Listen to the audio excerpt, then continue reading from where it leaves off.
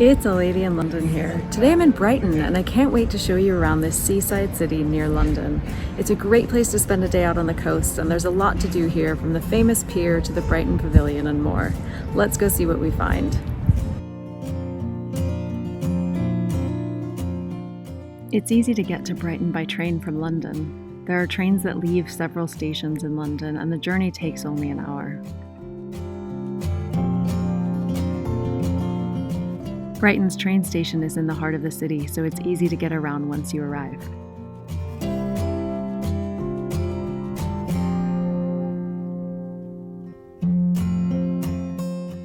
Brighton's famous for its seaside charm, so the best place to start a visit is on the beach. Brighton Beach is famous for its pebbles, its piers, and its beach chairs. It's a great place to spend an afternoon soaking up the sun.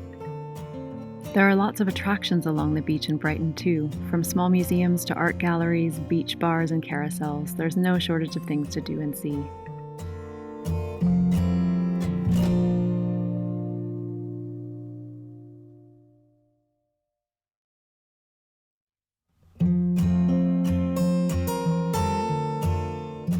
Brighton Pier is another famous place in the city. This pleasure pier is packed with arcades, fun fair rides, restaurants, and more. It's also a great place to get views of the city.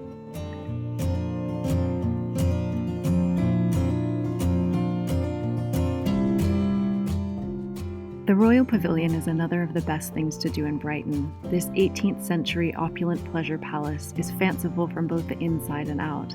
It looks like an English interpretation of a Mughal palace, and on the inside it's packed with chinoiserie and other details. There's even a giant chandelier in the dining room held up by a huge dragon.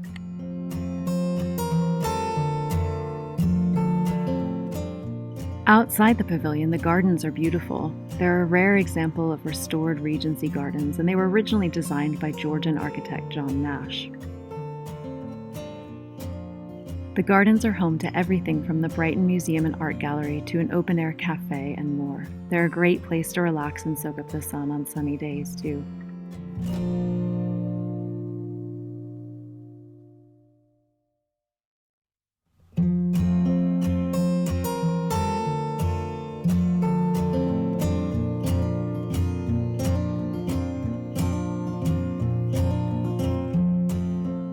If you love shopping, North Laine is one of the best places to visit in Brighton. This colorful area is packed with shops, cafes, restaurants, and pubs, and there's lots of fun, funky, alternative and vintage stores to explore.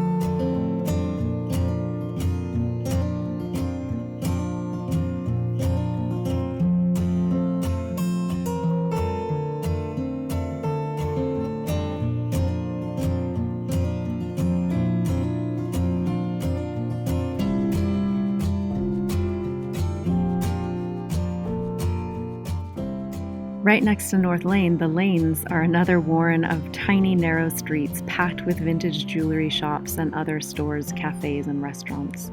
There's street art here too, and it's a fun place to get lost in.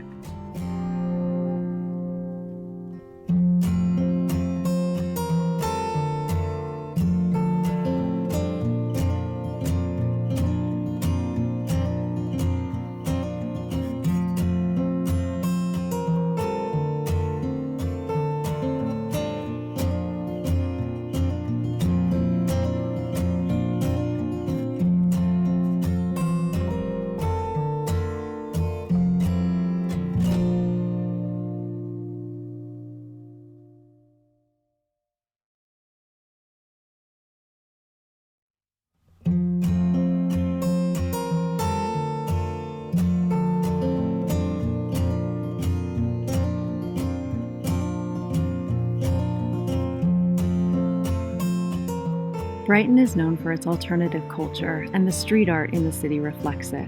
Almost every street you walk down has some kind of mural or other art to catch the eye, and there's even a Banksy special by the train station.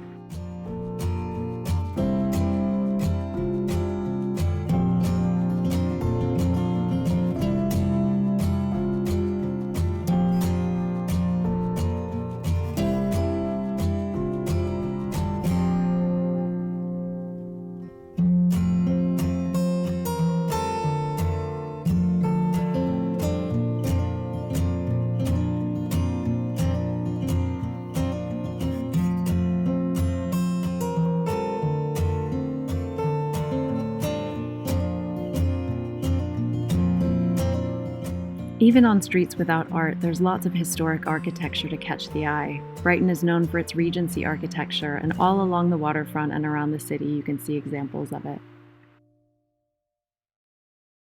There are also all kinds of colorful doors and houses throughout Brighton, so it's worth walking down the side streets to see them.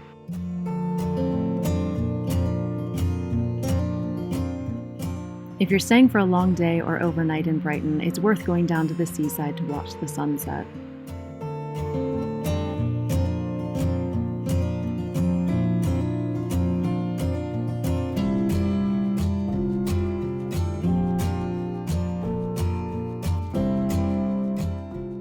And if you want a sunset with a view, the I-360 is a great way to get panoramic views over the city and the English Channel.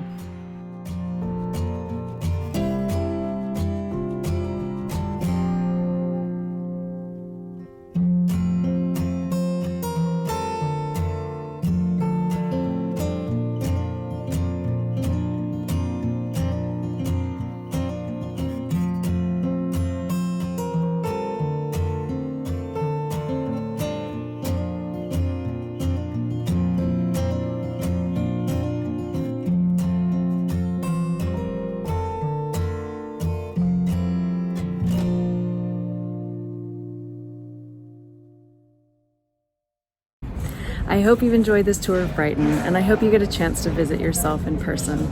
As always, there's more on my blog, aladyinlondon.com, and don't forget to subscribe to my YouTube channel before you go. Happy travels!